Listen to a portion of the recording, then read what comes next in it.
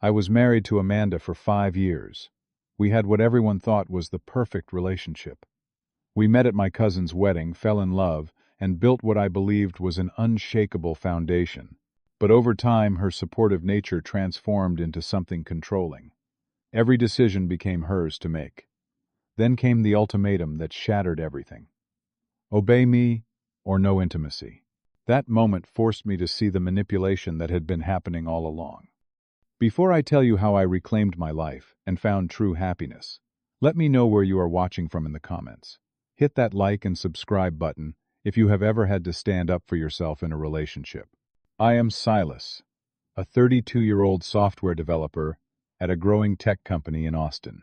I grew up in a middle-class family in Maryland, with parents who divorced when I was 14, but remained supportive throughout my life. Their split taught me to be accommodating in relationships, perhaps too much so.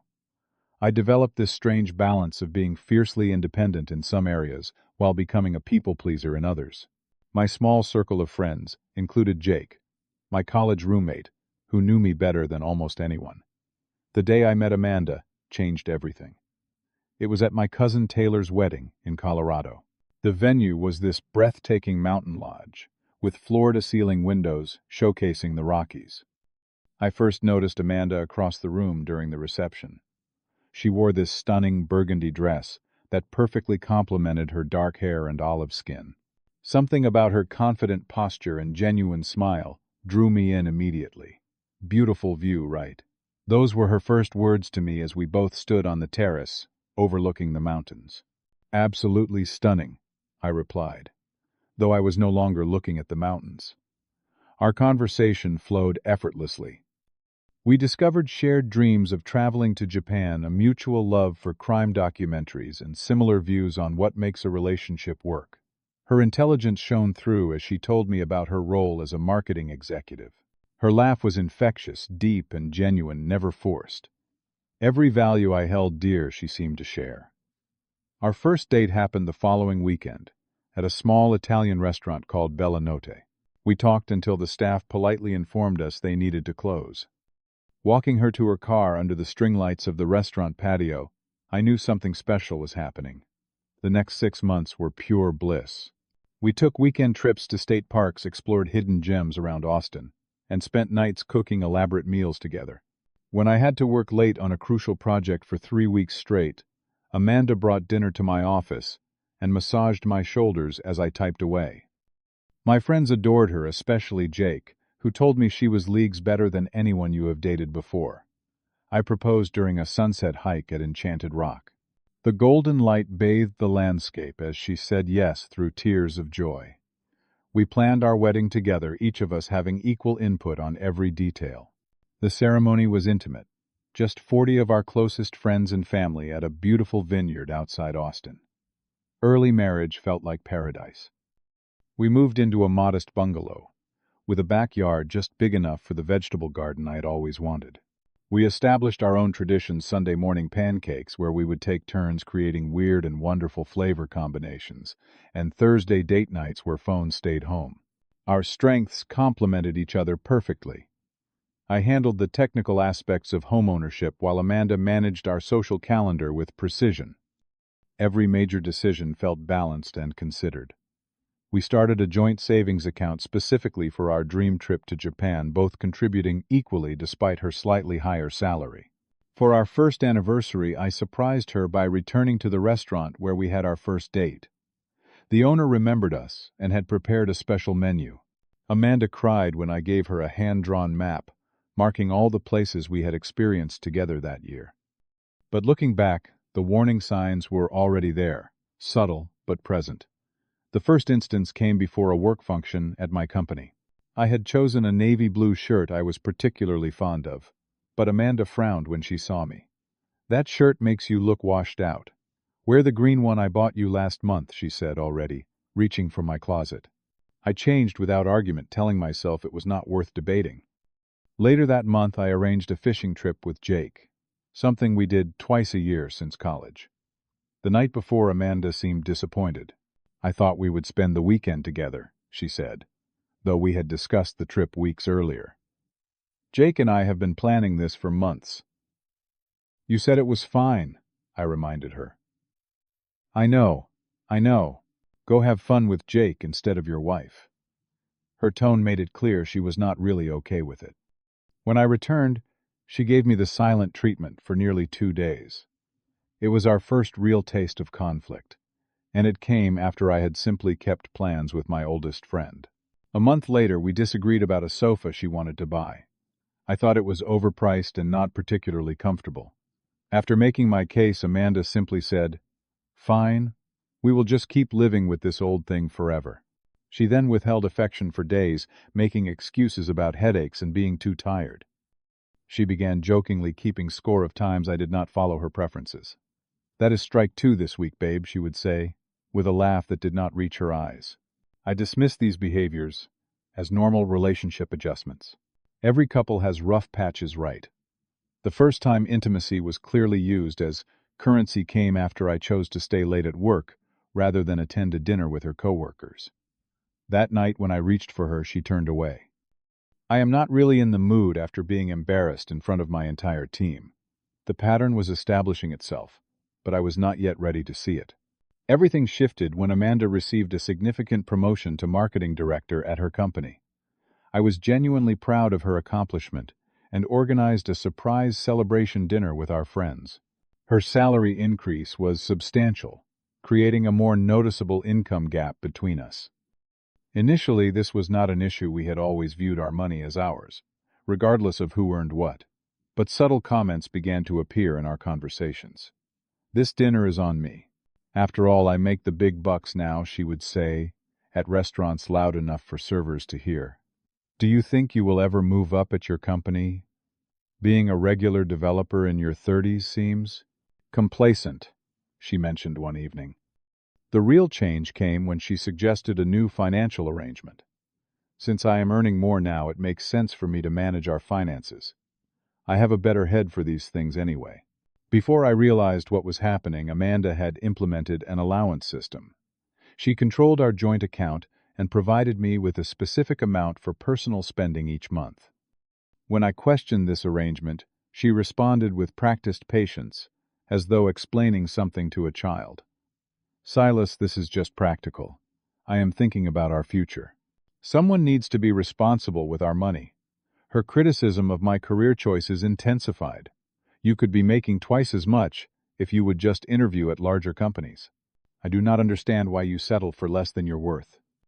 The irony of her diminishing my worth while claiming to champion it was lost on her. As Amanda grew more controlling with our finances, she also began orchestrating our social life with increasing precision. Planned outings with my friends would suddenly become complicated by conflicts she just remembered. "Oh, I forgot to tell you we have dinner with my boss on Saturday. You will have to cancel with Jake and the guys." Family gatherings on my side faced similar treatment. Convenient headaches, last-minute work emergencies, or sudden migraines would appear minutes before we were due to leave for my parents' home. But she never missed events with her family or her colleagues. Amanda began expressing concerns about my friendships, particularly with Jake. "I just feel like he is jealous of our relationship. Have you noticed how he always asks about our problems? It seems like he wants us to fail." This was a complete mischaracterization of Jake's supportive questions about how we were doing. My phone became subject to casual monitoring. "Who is Sarah?" she would ask, glancing at my screen when a notification appeared from a female colleague. The questioning would continue until she was satisfied there was nothing inappropriate happening.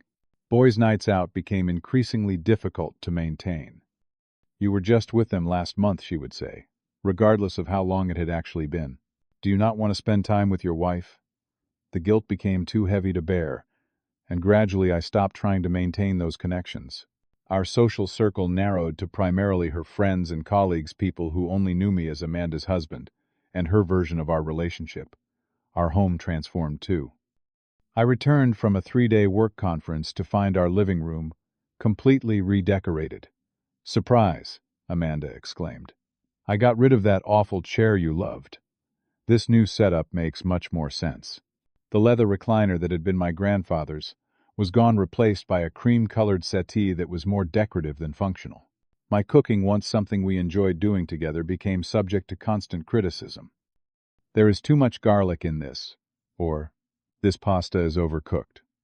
Eventually, she took over meal preparation entirely, claiming it was easier if I just do it myself. Amanda implemented strict rules about household cleanliness. Shoes had to be removed and placed precisely on the designated rack. Mail had to be sorted immediately.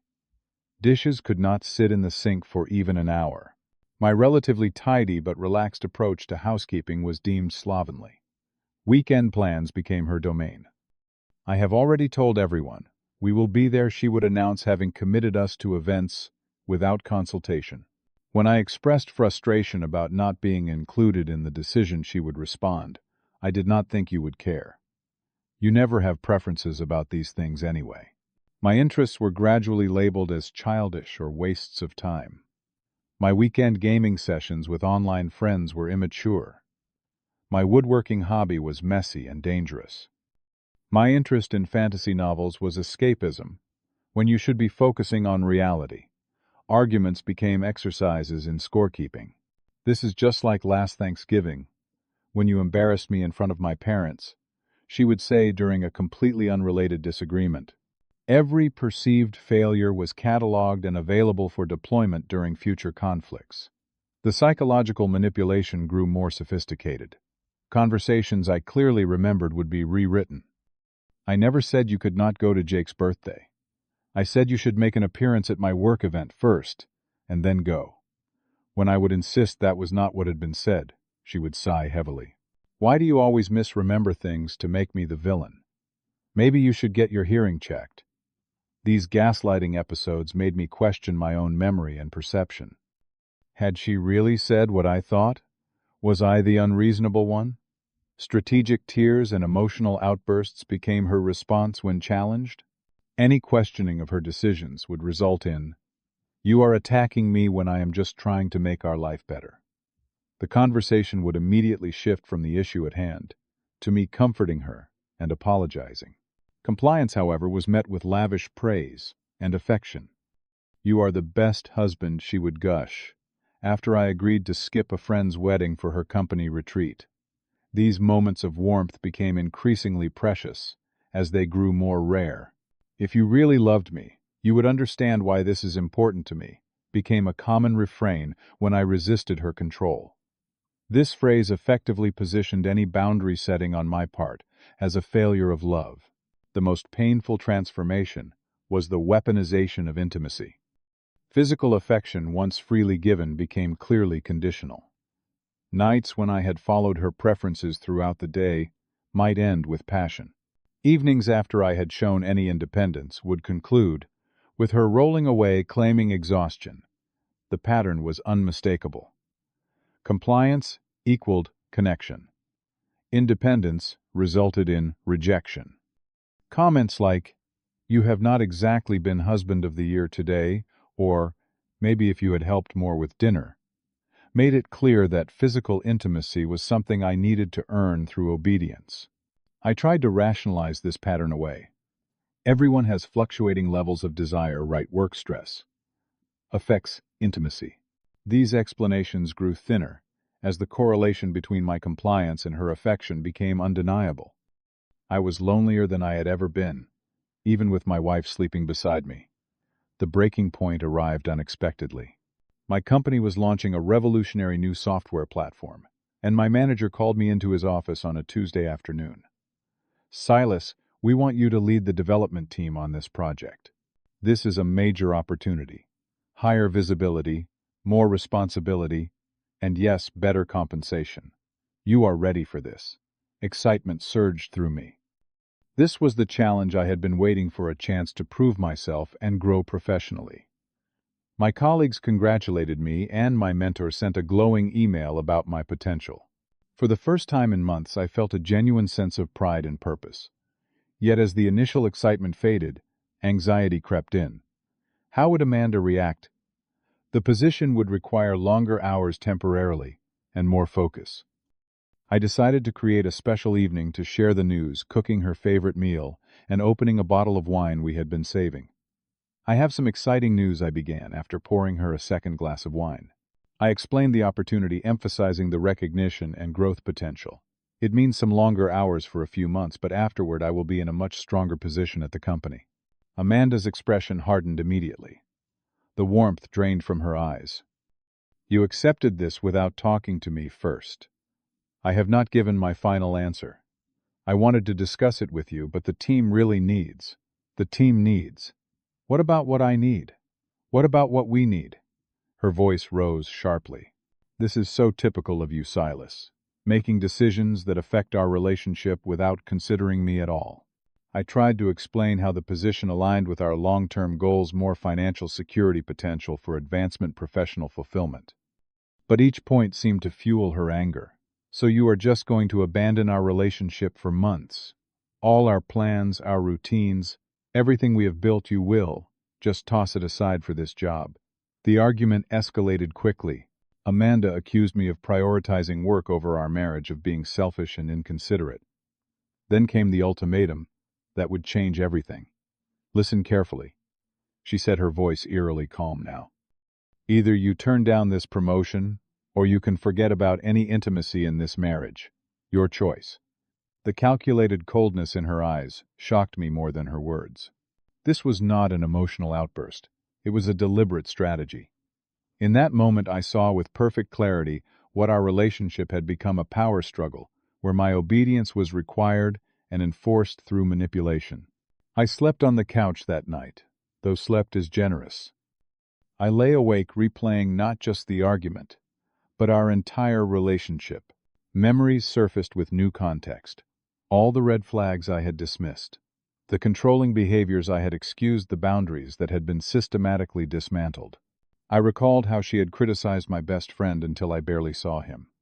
How my hobbies had been labeled immature until I abandoned them. How my career ambitions had been undermined unless they aligned with her preferences. How my clothing, food, and even opinions had been shaped by her approval or disapproval.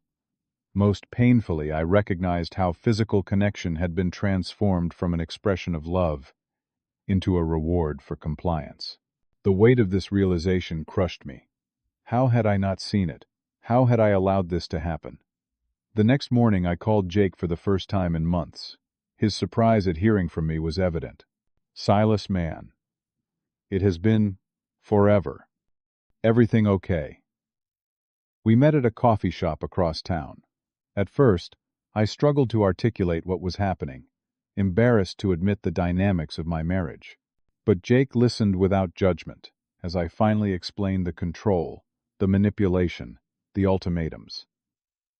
I have been worried about you, he said finally. You disappeared, man. The Silas I know would never cut off his friends, would never give up his passions. I did not know how to reach you. His words hit hard. I had become unrecognizable, even to my oldest friend. Amanda can be controlling, that is one thing. But using intimacy as a weapon, that is emotional abuse. Silas. Have you considered talking to someone professional about this? I had not. Somehow labeling it as abuse made it real in a way I had been avoiding. Jake recommended a therapist he knew who specialized in emotional abuse and unhealthy relationship dynamics. I made an appointment for the following day. Doctor. Marshall listened carefully to my description of my marriage. When I finished, she gently placed her notepad down. What you are describing is a classic pattern of emotional manipulation and control. The isolation from friends and family, financial control, criticism of your interests and appearance, and especially using intimacy as a reward or punishment. These are textbook emotional abuse tactics. Hearing it laid out so clearly was both devastating and liberating. I was not crazy. I was not oversensitive. What I was experiencing was real and recognized. You are not responsible for her behavior, Dr. Marshall continued, but you are responsible for your response to it. Setting boundaries is not just healthy, it is necessary. Over the next 2 sessions, we developed a plan. I needed to reclaim my independence, rebuild my support network, and prepare for the likely escalation that would come when I stopped complying with Amanda's control. I accepted the promotion the following Monday.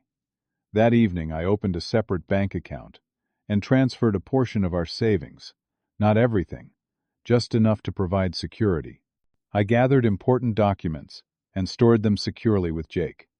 Then I prepared for the conversation that would change everything. Amanda reacted as expected to my news about accepting the position. The tears, the accusations of betrayal, the reminders of her ultimatum. But this time I did not back down. "I heard your ultimatum," I said calmly, "and my answer is this. Keep your intimacy forever. I am done being controlled." Her face registered shock, then anger, then calculation, as she tried to determine if I was bluffing. She cycled through her usual tactics: rage, tears, threats, and finally promises to change. "I did not mean it, Silas. I was upset. We can work this out. I will support your new position. Please let us not throw away 5 years over one fight." But the clarity I had gained could not be undone. I had seen the true nature of our relationship, and there was no going back. This is not about one fight. This is about a pattern that has been happening for years. I need space to decide what I want for my future. I moved into a small but peaceful apartment across town the next day. The divorce filing came 2 weeks later, after attempts at conversation revealed that Amanda still did not recognize or acknowledge her controlling behavior. She positioned herself as the victim of my midlife crisis and selfish abandonment. She launched a campaign to damage my reputation, telling mutual friends I had cheated, had a mental breakdown, or had become cruel and unreasonable. Some believed her. The friends who really knew me saw through it. Family members were divided. The process of untangling our lives was painful. Dividing possessions, closing joint accounts, establishing separate lives. Financially, I struggled initially. The apartment was more expensive than my share of the mortgage had been. Legal fees accumulated. But the freedom to make my own decisions, to wear what I wanted to eat, what I enjoyed to spend time with, who I chose, these were priceless. Therapy became my anchor. Dr. Marshall helped me understand the cycle of abuse I had experienced and how to avoid similar patterns in the future. I learned that my people-pleasing tendencies had made me vulnerable to manipulation. I discovered how to trust my own judgment again. I reconnected with Jake and other friends I had lost touch with. My parents, once kept at a distance by Amanda's manufactured conflicts, became regular visitors.